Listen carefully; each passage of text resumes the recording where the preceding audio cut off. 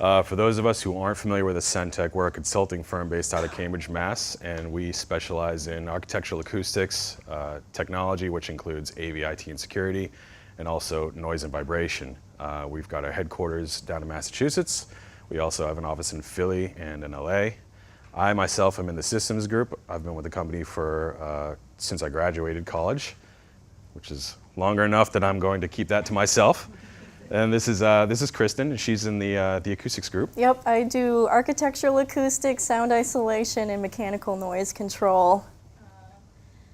And so for those who don't know, we actually present seminars in our office every year in the springtime, and Tim attended this particular seminar back in, what was it, April, I think? I forget exactly. But he liked it so much, he invited us up here to present it to all of you. So here we are. Thank you for having us. I know we've got kind of a mixed audience, and that actually kind of works pretty well because this presentation is sort of, it's not super high level, but it's also not down in the weeds, so everyone should be pretty comfortable with the material, and if anyone has any questions, feel free to ask. So this is the quick course description. Basically today we're going to talk about a couple of different types of sort of classroom technologies and how they apply to pedagogies. We're going to talk mostly about how that technology is integrated into the classroom as well, how it's used, and then also how the acoustics play into those different environments. So the 4 learning objectives, these are pretty much the 4 topics we're going to cover today. We're going to talk about the differences between 4 kind of specific types of classrooms. We're going to talk about teal classrooms, flipped classrooms, distance learning environments, and also briefly on MOOC spaces. We'll get into that if you don't know what that is. We're going to talk about, again, the acoustics for those different spaces and sort of the caveats and pros and cons to doing each one, and the types of technology that are in each of those different spaces. And at the end, we're going to talk a little bit about trends and how those technologies can integrate into the architecture. So again, my name's Corey, and this is Kristen. Thanks again for having us up here. So now we're going to get into it. So as you can see, technology and classroom and teaching in general has changed a lot over the years. Way back in the day, it was very much straightforward. You had children or students seated in a classroom. Everyone's facing forward. Everyone's seated at a desk in rows, looking at the instructor who's presenting the course material to a typically very bored group of individuals. That has changed a lot over the years. Technology's become much more involved in the process, not only on the teaching side, but on the student side, as you can see.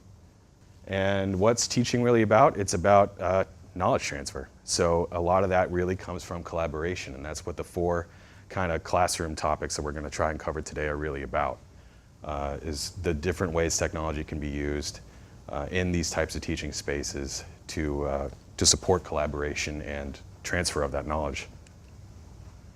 So sort of the alphabet soup of different types of technology-enabled rooms. We've got teal, we've got active learning environments, TBL, which is team-based learning, scale-up labs, MOOCs. So there's a whole lot of different ways to say a lot of the same thing.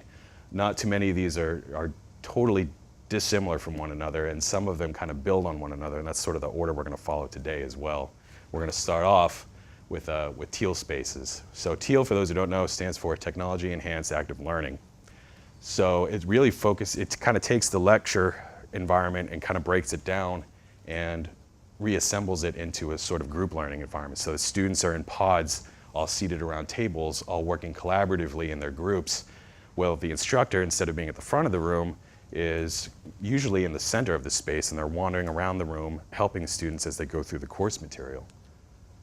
So here's an example of one type of room, and we're going to get into a little bit of the details here. So as you can see, the layout of the space is much different from a typical classroom or typical lecture space. We've got round tables. The students all seated each group and they act as sort of independent pods, and they each have their own display in this particular environment with a writing surface as well for getting up and annotating over things. So students can connect at their own station. It's connected to their own display, so they can work in groups on whatever the assignment is that the instructor's given them. The instructor can teach and lead the class or intro the course for the day from their station in the middle, and then as the students are working, they can actually move about the space and assist students as they come up with questions or if they run into trouble with anything. And then if they see something that a group of students is doing and they really like that and they want to share that with the rest of the room, with the control system, they can then share it around all the other displays within the space.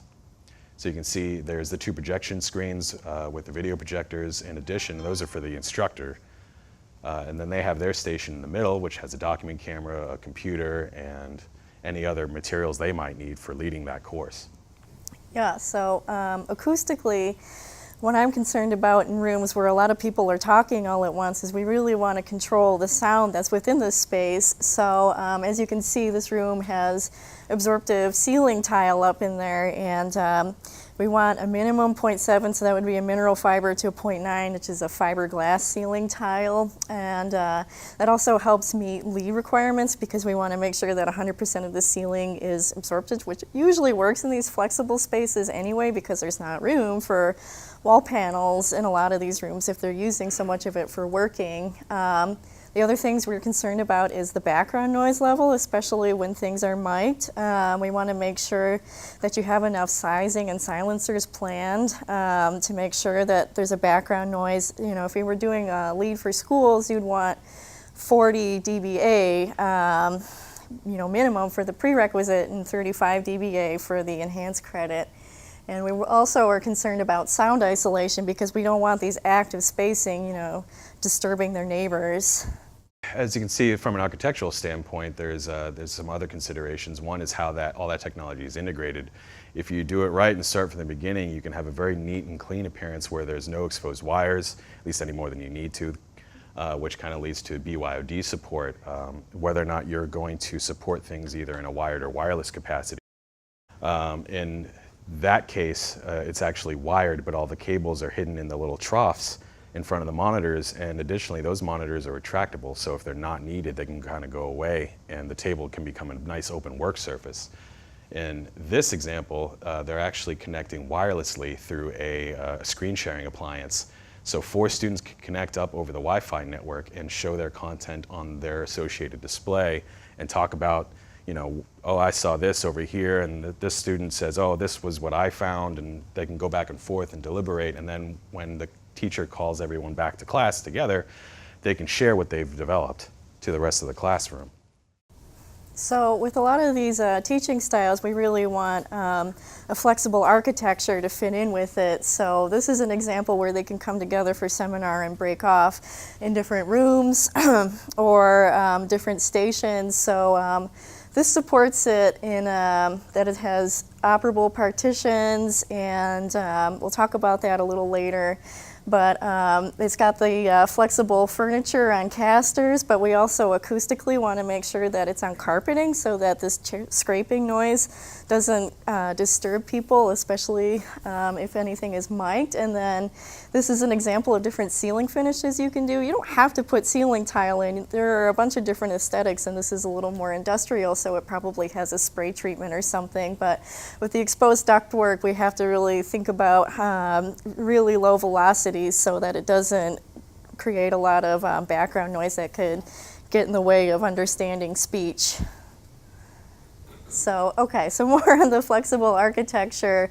It's really useful, and it's great that you can go to a teacher small group learning setting to a big seminar all at once, but we really need to think about how these spaces will work, especially when they're closed off, because operable partitions just aren't typically going to work as well as a stick-built gypsum wall for sound isolation purposes. There are some special things, and we can go on the next slide for that. And just because usually the more flexible something is, the noisier it's going to be, so it's really not appropriate for live capture just because it's too noisy. Yeah, and there's other reasons why you typically don't see a lot of capture involved in a teal type classroom. One is because everybody's moving about the space, and typically because the tables that the students are at are either round or oblong or some other shape, they're seated at all different positions. So you're never going to have clear shots to everybody. Somebody you're going to have either the back of their head, or you're going to need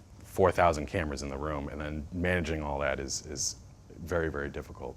The other appeal to these types of classrooms is if the furniture is flexible as well, then they're easily the rooms can easily be reconfigured not only to a more traditional lecture type space, but also as the pedagogy changes or evolves, or maybe the technology does instead, it's easy to reconfigure the room or update it as well. So this is an example that has incorporated an operable partition. There are specialty products that can meet an SDC 50 rating, and but the most important thing with these is that you make a seal that contacts the ground, because if you can see light through something, it's not acoustic.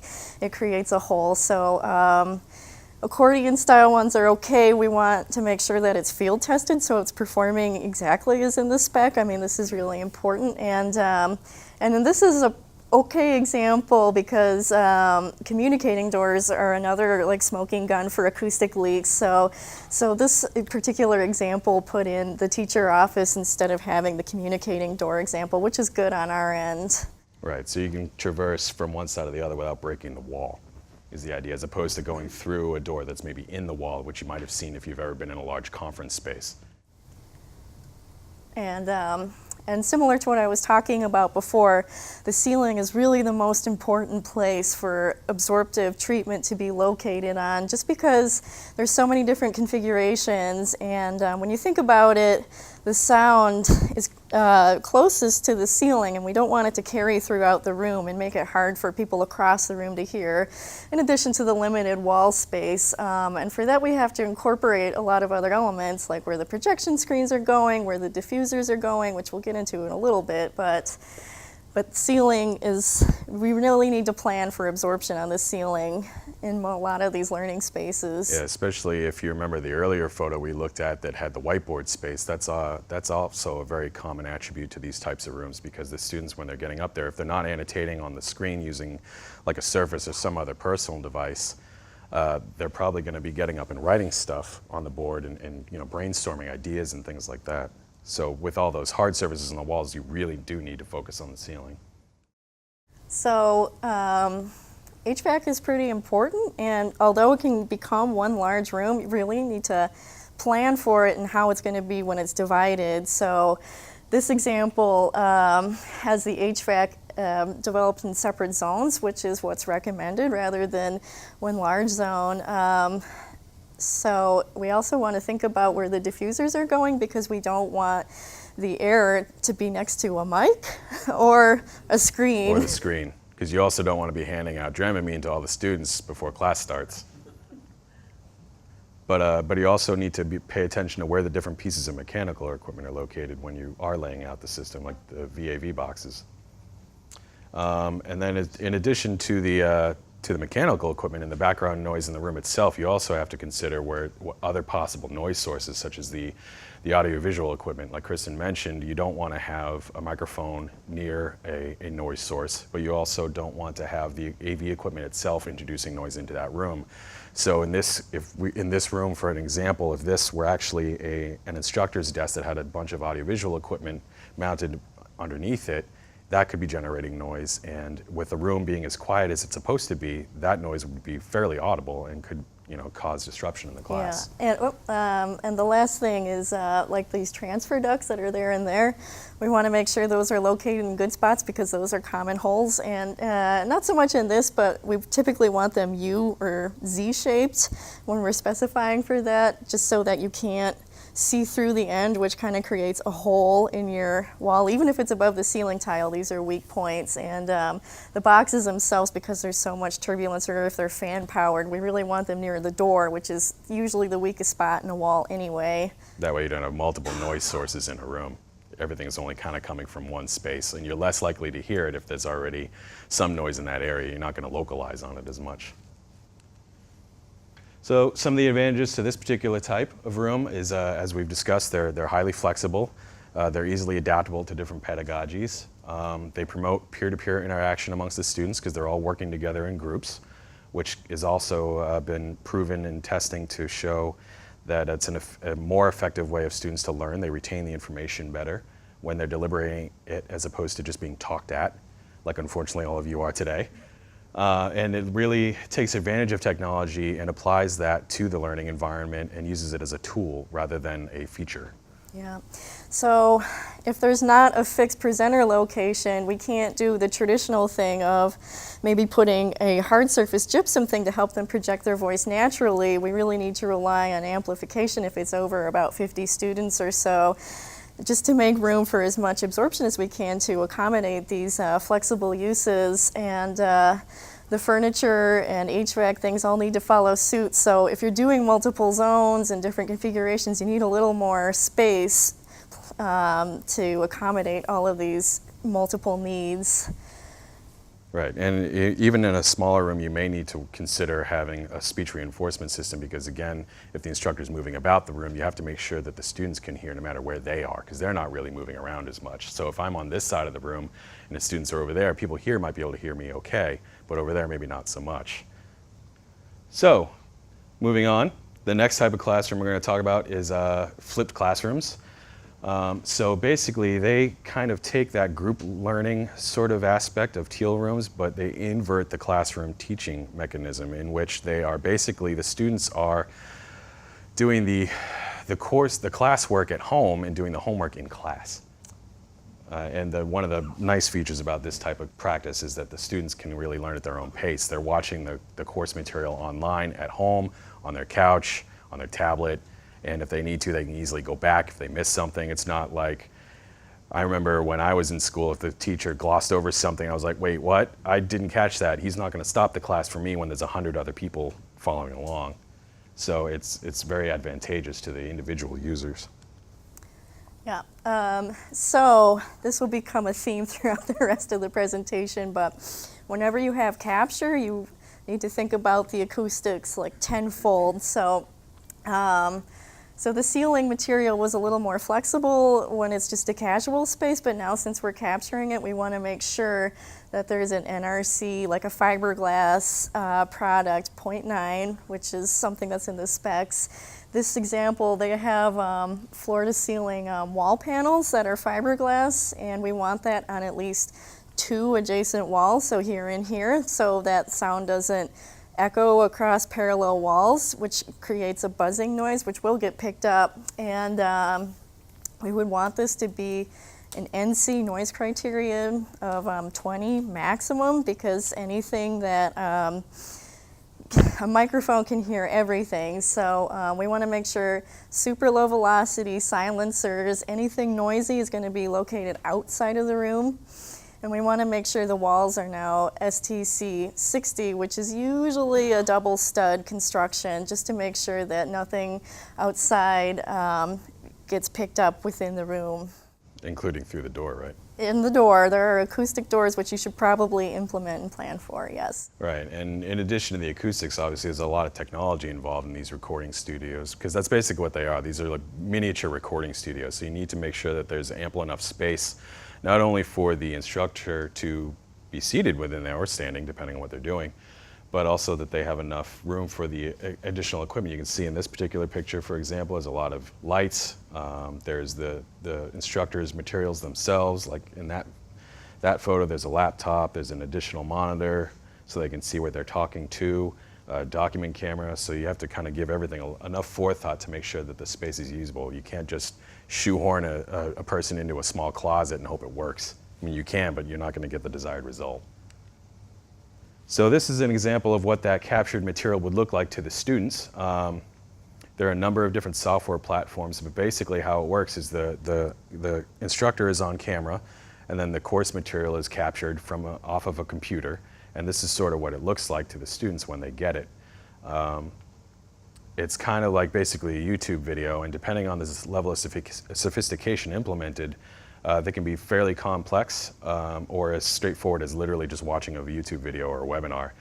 Some of the added features you can have are chapter markers. You can integrate other different kinds of analytics, quizzes at the end of each chapter to make sure the students are actually watching the material and absorbing it.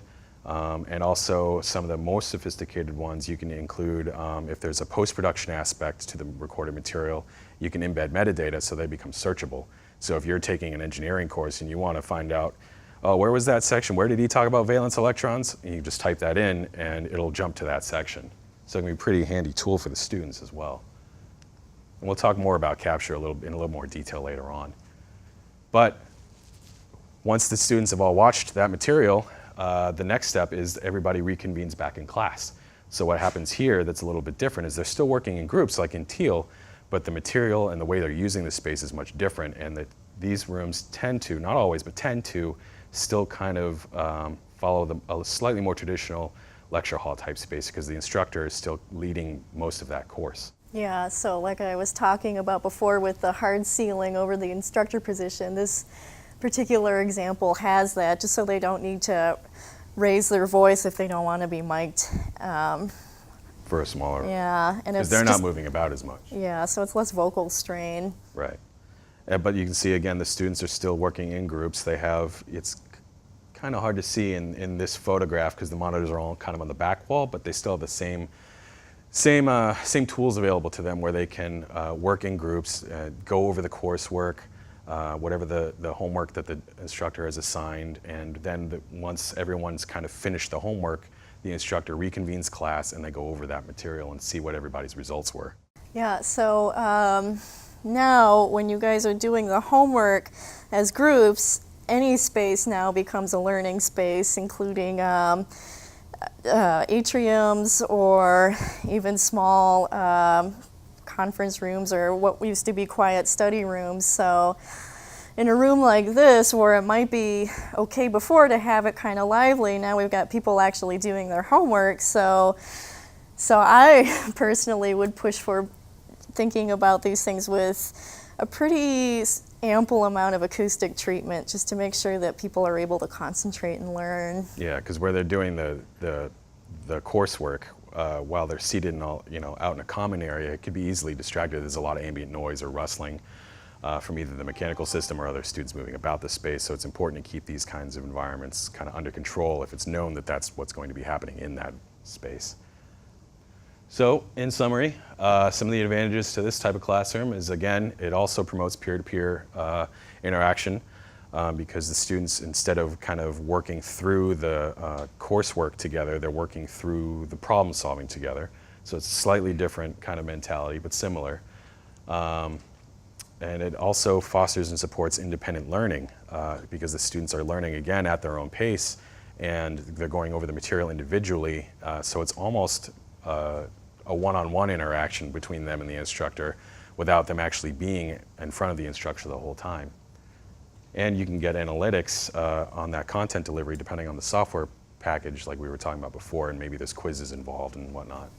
Yep, so now when we have the capture content, we really want to make a room that is like a recording studio, so we need to think about the strict acoustics requirements that come into that when you're planning. And so since there's a lot of lighting and things that make heat and you need more air, you need to further size up your mechanical system so it's not creating noise, and you also need to think about the finishes that go along with it and make sure you are accounting for all of these things that need to go in there. And you also need servers to actually put this video data. Right. So for these types of rooms, it's generally very important to make sure you're working with the whatever entity it is, if it's a school or whatever, working with their IT department to make sure all of that is coordinated up front. So the AV system isn't installed and the contractor shows up and plugs into his jack, and then he's trying to set up and configure the software, and the IT guys, you're not putting that on my network. What are you doing? What are you talking about? That's obviously not a place you want to be for anyone who's been there before. So next is distance learning. There are a lot of common themes throughout all these different types of classrooms, and each one, we put these in order so they kind of build on one another. Distance learning obviously is pretty humble beginnings. It's been around for a long time if you consider correspondence classes are effectively a type of distance learning. Basically, this takes sort of the capture component of the instructor when they were in that small studio and kind of moves it into the classroom. So it's a little bit of a different animal in that regard. You can see there's a lot more technology in this classroom as itself, and it also is set up in a more traditional lecture hall type setup. The students are in rows facing the instructor. The instructor is teaching them from the front of the room. but there's a lot more technology in this space. There's 2 confidence monitors you can see in the front of the well. There are multiple video cameras for capturing the instructor as they move about the room. There's theatrical lighting to make sure they're well lit so they can be captured well. And multiple microphones for capturing not only the instructor, but a lot of the time these types of spaces are kind of two-way, so there's an audience response component that you have to consider, especially if you're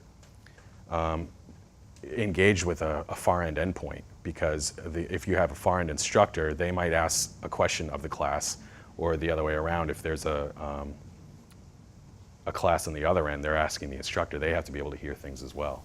Yeah, and so now when we only needed to have a control room for one person, we have it for multiple people, but the same things are still going into effect. So it's really important to incorporate the ceiling, keep the noisy mechanical things out of the space, and since we have control rooms on either side, we need to think about, now this is a hole that's punched in the wall for these windows, so we need to think about thick enough glazing to keep that noise out of there, and acoustic doors as well in the top left. So regular doors, I mean, you could have a regular door if you plan for a vestibule, that's more space, or you could do a specially made acoustic door, which is heavier and has special seals and hinges. Right, so how these rooms are typically used is, so there's your primary classroom, and then obviously that course material is effectively streamed to a remote endpoint. So that could be a classroom somewhere else on campus or elsewhere in the building, across the globe, depending on the size and shape of the school. One of the nice features about this type of classroom is once that material is basically on the network, it's easy to disseminate to multiple endpoints.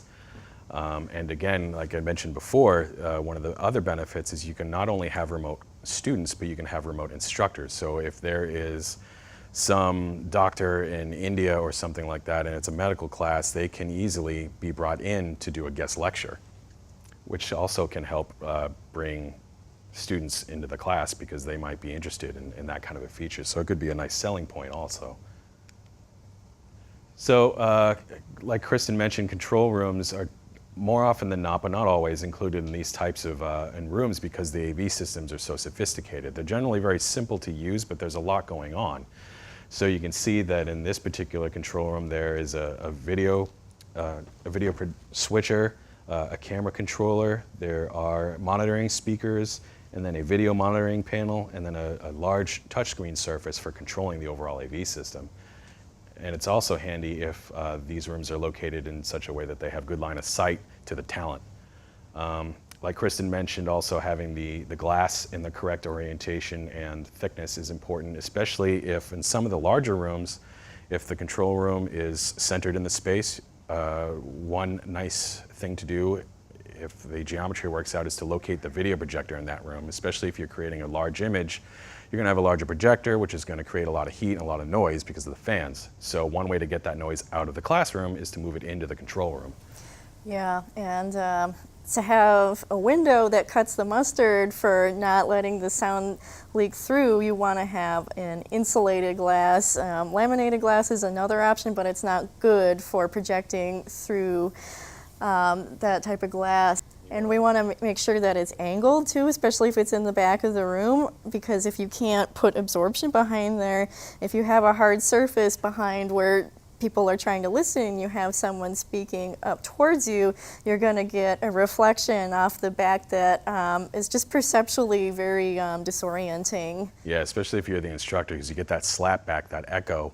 So when you're talking, then all of a sudden you hear yourself a good half second later, that can be very uncomfortable. And there's also technical reasons besides the acoustics that you want to have that glass slanted a lot of the times, because if you are doing projection through that glass, you don't want two pieces of parallel glass because you get light reflection as well.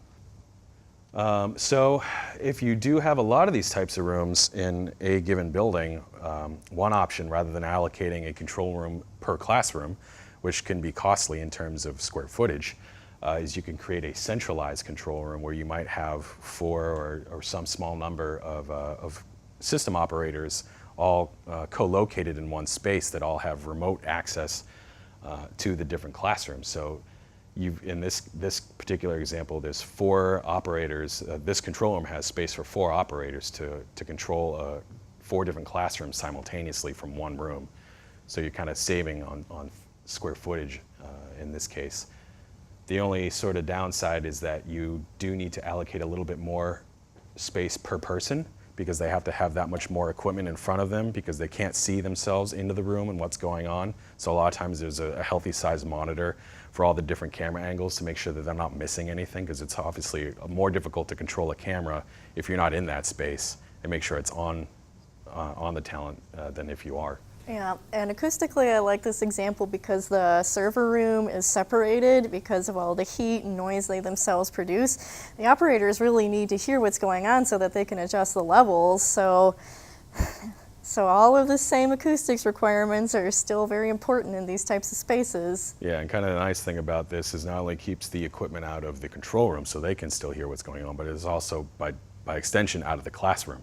So the only equipment that's then in the classroom is what the instructor needs immediate access to, so possibly a document camera, which isn't going to make any noise, maybe their own laptop, which isn't going to make any audible noise, and possibly a built-in computer if that happens to be how they teach, which again isn't going to make an awful lot of noise, not compared to a full rack of audiovisual equipment that's going to be making a lot of fan noise. So this is, aesthetically, it looks like the old lecture halls of yore, but it has a lot of integrated technology to make it more applicable for the distance learning requirement. Typically, if we were doing this for a speaker without technology, those clouds up ahead would be probably reflective, just so that they wouldn't have to strain their voice as much. But we need to think about making this room more acoustically absorptive. And along that vein, you know, we'd usually have these front sidewalls also be hard to help them project. But since we really want this to be as dry as possible, we're going to want to have treatment wherever we can. And this has carpeting so that late students won't have footfall noise that's distracting. And especially since this is an open ceiling, it's going to need a lot of air. So we really need to oversize these systems and make sure that the gauge of the steel is thick enough so that the ducts aren't letting noise through and creating a lot of background. And you'll also need to make sure that we tell the mechanical engineer to include silencers and Lined ducts. Please not put the units right over the roof. And this is especially important in these kinds of large rooms too, because of the sheer volume of the space. It takes a lot of air to cool a room that big down. So having that air move slowly and consistently is very critical to having it be successful acoustically. And like Kristen was talking about, you treat the front of the room a little bit different in this kind of environment than you would in a standard lecture hall. And that in the same way kind of translates to the student area. Before, they would be the sort of the receptors, and so the only area you really cared about treating different was the instructor's area. But now where you have to consider the two-way kind of collaboration and the audience response aspect, you kind of have to treat this a little bit differently. It can't be as dead as you might normally treat it, because they still have to be able to be heard by everybody else on the far end. And that's why this particular classroom also has two screens, not only for when it's in a general lecture mode kind of setup so they can do A/B comparisons, but so when they are engaged in a conference, you can have remote endpoints on either screen. So if you had a guest instructor, you could have them on one screen and then the content on the other screen, or a shot of the students in a far end classroom, for example. They could all be on that screen. So it kind of brings everybody together and kind of puts you, at least virtually, all in the same room. So kind of in summary again, advantages to the distance learning platform is you can reach a much larger audience, so you get a lot of more ROI out of your classroom because you're not teaching it to one class at one time. You can save it and either stream it out live or capture it and make it available on demand to students. You can, if you have multiple control rooms, centralize that operation so that you don't have to dedicate a lot of potentially unnecessary square footage. You can put in another classroom, for example, instead of 18 control rooms when you sum all that space up. And supports easy guest lectures because they don't have to necessarily travel all the way here from India, for going back to my earlier example. Yeah, so in these types of spaces, now we need to really plan for a control room. It's typically better than having a monitor position in the middle of the room. And we need to think about where we're putting the cameras, the mics, and the confidence monitors so those teaching have reinforcement. And then we also need to think about all of the acoustics considerations for small scale recording environments now into large scale. So it gets a little more stringent as you're trying to control the sound of much more people in one space. Right. And a much higher level of control too. Which brings us to our next section, which is MOOC classrooms, which stands for Massive Online Open Course. And these are effectively webinars on steroids. They're kind of like take a webinar, a typical webinar, and marry it with more of a performing arts kind of environment. A lot of examples are like TED Talks, edX, Coursera, and these types of spaces are heavily driven by the content and by the production value. So they most often will have a much higher production value, studio level sometimes, like television studio level production as compared to a classroom.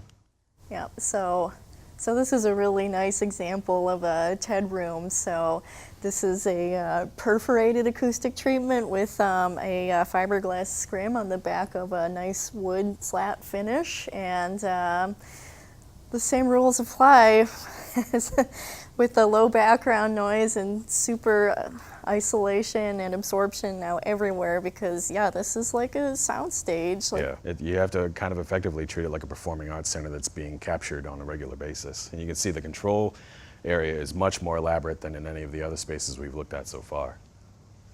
And again, when there are live audiences involved in this type of, like a TED Talk, it kind of, again, brings back that audience response aspect that you have to consider as well.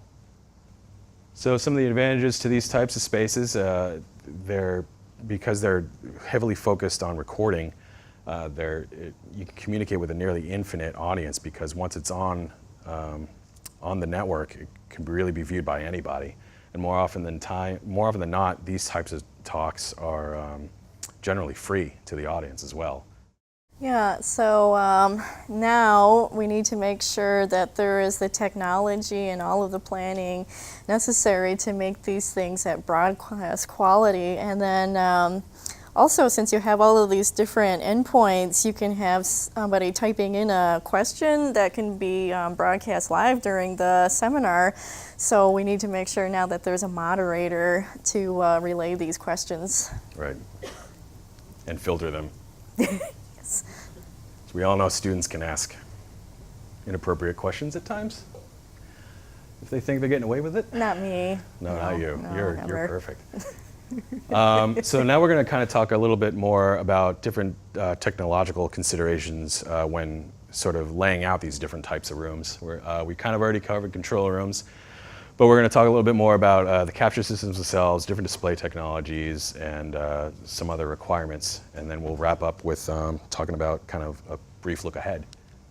So a capture system, for those who aren't familiar, incorporates basically these basic elements. You've got a camera that's recording the talent, or the instructor in this case. They're being picked up by a microphone like I am, for any of you who were here early enough to see me get wired up. And then there's the content itself, such as our PowerPoint that's coming off of our laptop.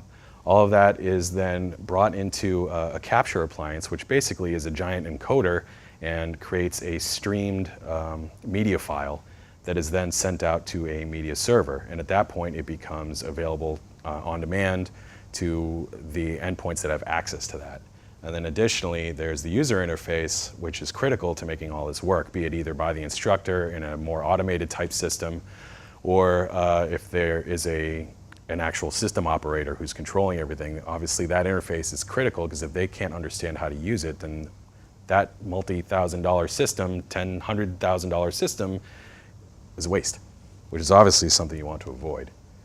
So kind of, again, regarding automation of these systems, if you don't have a space that warrants it, or maybe don't have the budget, there are ways of automating these systems to make them a little bit more cost-friendly. There are, one example is by using an auto-tracking camera, in which there are basically two cameras in the room. One kind of is an overall shot of the space and is tracking movement, and then the other camera is focused on the instructor as they move about the space. In other ways, there are different presets that the instructor can recall. They can either recall them from the touch panel, or they can be triggered by different things, such as a pad under the floor, or other more mechanical type recalls. And then instead of having a confidence monitor, one of the other things you can do if you only have one set of cameras is you can put a annotative monitor on the instructor's desk, so that they're not only viewing the content without having to turn around, but then can also annotate over it rather than necessarily writing on a chalkboard, which is pretty important when you consider the fact that they're on camera. So you don't want somebody going like this all day long and the students are just watching a moving hand. That's obviously not very much fun. It's not engaging for the students either. And unless they're close mic'd, you're not going to get very good audio pickup either. So there's a lot of different kinds of cameras, obviously, all the way down to your simple webcam that you might see on a monitor, to a pan tilt zoom camera like that one in the image, to a full-blown tripod Sony $40,000 camera. And again, the user interface is critical, because if it's too busy and it's not intuitive enough, they're not going to be able to use it. And even though the system might be performing fine, the instructor is going to complain and be like, the system doesn't work.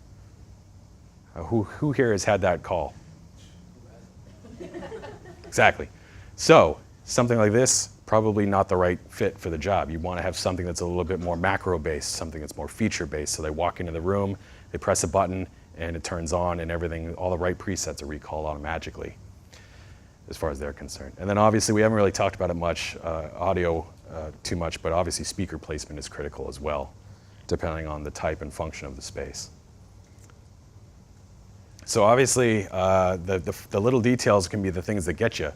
If this were a conferencing space, for example, if you're trying to do a lecture capture and this was the back of the classroom, you're clearly not going to get a very good image at the far end, because they're completely washed out. You've got this ring of lights that's creating this halo effect. Yeah, and even though signal processing and microphones are being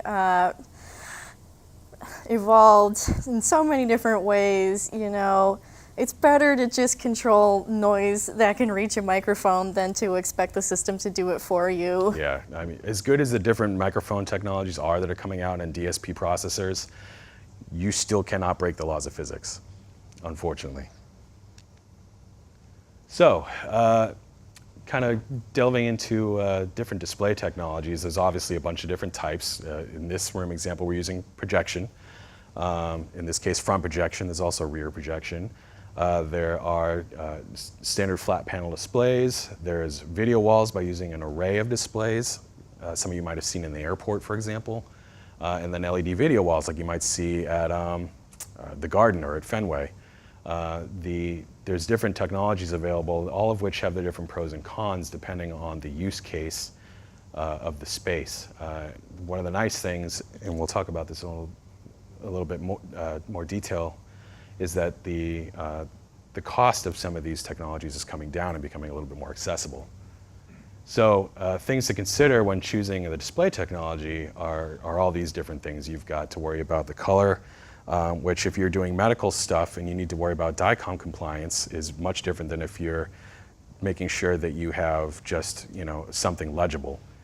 You've got your refresh rate, you've got to worry about sight lines. You also have to make sure that if in a room like this, you don't want these pendant lights going the other direction, because they're going to be blocking the video projector and you're going to have a big shadow on the screen. You also want to make sure that all the students have good sight lines to the image. You're going to worry about brightness, whether or not you have to fend off any ambient light, and what the overall resolution is, which is dictated not only by the content, but by how far away everybody is from the screen. If I'm looking at a 4K, looking at this, for example, that's 4K and it's right here, that's fine. If you put a 4K image on a screen that's not sized correctly, you're not going to be able to see anything. You're going to be staring at tiny little icons, for example, and you won't be able to read anything that's on the screen. You've just wasted all that money on a 4K display. So again, kind of talking about the image size really quickly, it's critical. A lot of the times it's primarily based on the most distant viewer. And then the aspect ratio is important too, because you not only have to consider what type of technology you might be using, but if you have different kinds of technology in a room, or it also is driven by what your content is. For example, if you've got projection in your room, but you also have other monitors around the room that might be 1080, but your projection screen is WXGA, it's 1610 versus 16:9, you have to then worry about scaling that image so that it fits both displays correctly. Obviously, the more flexible the space, the more you have to worry about the infrastructure, but even if not, you have to make sure that there's enough infrastructure to support all those wires for all those different pieces of technology. One way to do this is by having floor boxes. Another way to do it is by having a raised access floor, depending on what your cost is or how flexible the room needs to be. You need to make sure you've got conduit going back to your equipment room that's sized appropriately for all the cables, and typically you want to make sure you build in a little bit extra also for future expansion and growth, because cabling these days is getting thicker, not thinner as well, especially if you think about Cat 5 compared to what Cat 6 or Cat 6A is nowadays. Yeah, right? Yeah. So, and then BYOD, bring your own device. That's becoming more and more prevalent. We're seeing in education especially, students either have their own laptops or are being supplied them by the school, depending on what the school's decided to do. They like sometimes supplying them because then it creates a known entity in the classroom. And it's locked down appropriately. Everything's on the same software version. They don't have to worry about as many challenges potentially. But then how do you use those in the classroom? Over the years, and looking ahead, the acceptance of BYOD support is growing and is going to continue to. But what does that mean? That means that the Wi-Fi network has to be robust enough to support all of those different devices. That not only means personal devices, but things like printers and any other things that are becoming networked these days. Everything's becoming networked. It's hard to find stuff that doesn't connect either via Wi-Fi or have a data port on it. So not only do you have to make sure your coverage is good, but who here has ever stayed in a hotel? You could have great signal strength. It could be all full bars, but if there's not enough bandwidth, you're not getting on the internet anyway, and you can't even check your email. So you not only have to make sure that you have enough coverage, but that your bandwidth requirements are met based on your anticipated user and device density. A lot of people are using a rule of thumb of 2.5 devices per person. And that number is even going up. Some people say it's even more than that. And I think by 2020, the expected number to use is anticipated to be 6 per person, which to me seems crazy. But if you consider wearables and things like that, maybe it's not so far-fetched. And again, infrastructure is important. Wireless doesn't mean wireless. All of those access points have to go back to an IT closet somewhere. So you have to make sure you plan all your infrastructure accordingly, especially with AV, where more and more of it's being carried over the data network. Even if it's not on the same data network, it might be VLAN or it still might be its own physical network. A lot of times it's sharing the same pathway and occasionally the same equipment rooms too, to help consolidate on the different utilities. That way you're not cooling and providing power to multiple spaces. And again, like I was saying, when you're putting AV on the network, there are a lot different bandwidth requirements than there are for just email. And a lot of AV is time sensitive, and you can't really tolerate delays or packet loss like you could with email, where if it gets there a couple microseconds later, no one's going to notice. Meanwhile, if the audio is hiccuping while you're trying to have a session, or the video drops out, you can't do anything. So it's a lot different kind of requirement. So looking ahead, future trends, we're seeing a lot more enterprise level solutions, which means ubiquitous platforms basically, as opposed to a lot of different pieces being put together to make a system. Like I had mentioned earlier, direct view technologies are coming down in price and larger in size. So like flat panels, for example. You can now get 90 or 100 plus size flat panel displays, where you used to only be able to get like a 46 or a 55.